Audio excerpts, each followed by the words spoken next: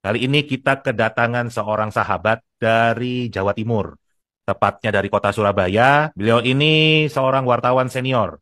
Kita undang Cak Abror. Selamat sore, Cak. Apa kabar? Selamat sore, Mas Indra. Alhamdulillah, Alhamdulillah. kabarnya sehat. Kalau kita lihat berita-berita nasional, itu selalu mengatakan kalau Jawa Timur, Pak Anies itu nggak ada pendukungnya. Ada petinggi satu partai yang mengatakan sepi kok di sana.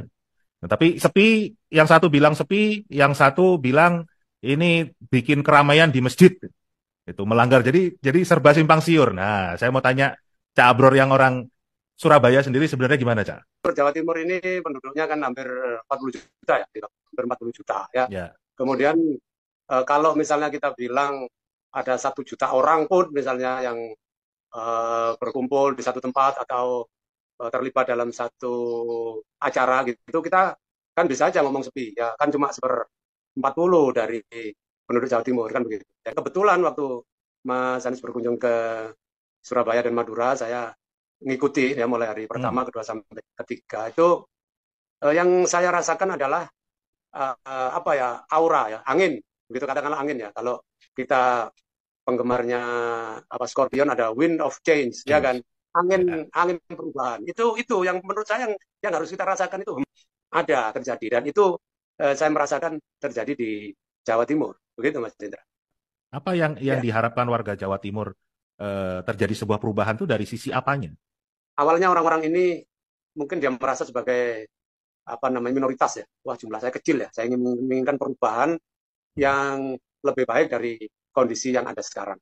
Ya, itu orang mungkin dia masih merasa bagian dari minoritas. Wah, mungkin sedikit ya orang yang menginginkan seperti saya. Karena itu saya tidak berani stand out atau speak up atau berani Ya, bicara. Misalnya. ya, Tapi dengan misalnya ketika Jumatan ya, itu bukan bukan event yang direkayasa ya. Masjid Al Akbar itu masjid nasional di Surabaya. Di situ orang-orang yang datang di situ itu dari seluruh Jawa Timur tiap hari Jumat. Itu saya melihat bahwa orang-orang para jamaah itu yang begitu apa namanya mengeluh-ngeluhkan Pak Anies itu terlihat sangat bersemangat dan saya sampai merasa bahwa apa ya bergetar begitu ya.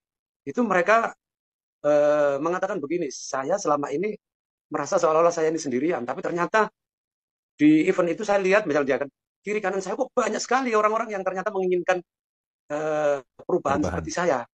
saya. Ada keinginan, ada kerinduan untuk mengalami ya sesuatu yang baru, yang lebih baik lah dari kondisi hari ini. Dan mereka mungkin tidak bisa ya menjelaskan itu secara spesifik dengan bahasa yang jelas. Tetapi saya eh, di lapangan bisa merasakan hal itu. Demikian juga apalagi di Madura, di Sampang ya Mas Indra, itu terasa banget. Kalau dari beberapa relawan yang saya temui, dan juga termasuk saya sendiri, salah satu perubahan yang ingin saya rasakan itu keakraban. Keakraban antar anak bangsa yang sepertinya di beberapa tahun terakhir itu nggak terasa lagi. Kalau warga Jawa Timur apa ada rasa yang seperti itu? Kita merasakan ya akhir-akhir ini itu ada sesuatu yang hilang dari cara kita bermasyarakat, cara kita berinteraksi, cara kita bergaul.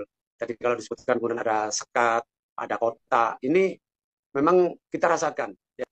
Nah itulah yang kemudian kita rasakan sedikit banyak ada yang hilang di situ ya di Jawa Timur itu karena polarisasi berbagai hal ya, terutama ada isu-isu yang kemudian merasa itu menjadikan kita berjarak bahkan juga mungkin tersekat ya misalnya isu-isu klaim-klaim bahwa saya Pancasila, saya NKRI, kamu intoleran, kamu Ya, apa namanya tidak menghargai pluralitas, macam-macam. Yang klaim-klaim itu yang sebenarnya klaim yang baru kita dengar sekarang ini yang dulu selama kita hidup di Surabaya di Jawa Timur nggak pernah kita dengar.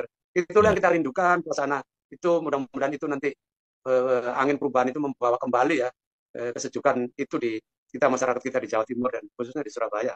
Setiap hari itu selalu diberikan informasi kalau nanti Anies Baswedan jadi presiden, Indonesia akan jadi Suriah, Pancasila akan diganti menjadi khilafah. Itu ada dampaknya loh, Cak. Buat banyak umat kami itu ada ketakutan yang wah nanti kita nggak bisa beribadah lagi.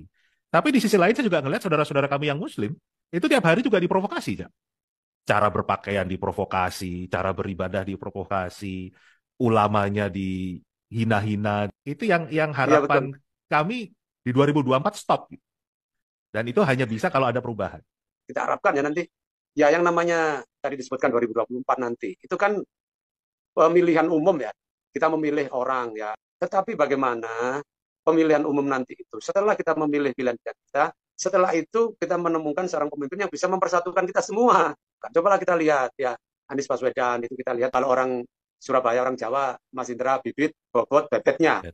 ya kan? Ya. Ya, bibitnya kita lihatlah, bebetnya juga. Bobot beliau Hmm. sebagai seorang pribadi selama 5 tahun menjadi Gubernur DKI, apa ada kebijakan beliau, tindakan beliau yang kemudian tadi itu bisa Sama sekali nggak ada. menjustifikasi ya tuduhan itu. Nah, saya kira Mas Indra sebagai orang yang merasakan langsung, misalnya, ya apakah benar Mas Anies ini kebijakannya itu diskriminatif terhadap agama lain? Kan itu ya. Ya. Kita jawab, kita tunjukkan bukti ya, ketimbang Ya. hanya kemudian rumor, kemudian tuduhan-tuduhan yang tidak berdasar. Kita lihat aja 5 tahun Mas Indra tentu bisa menjelaskan ya, 5 tahun Pak Anies menjadi gubernur DKI itu seperti apa sikapnya kepada masyarakat. Betul. Saya 5 tahun jadi warganya Pak Anies nggak pernah tuh dilarang ke gereja. Nggak pernah ada orang yang nyuruh saya ganti agama. Malah Pak Anies itu malah membangun lebih banyak gereja daripada masjid loh.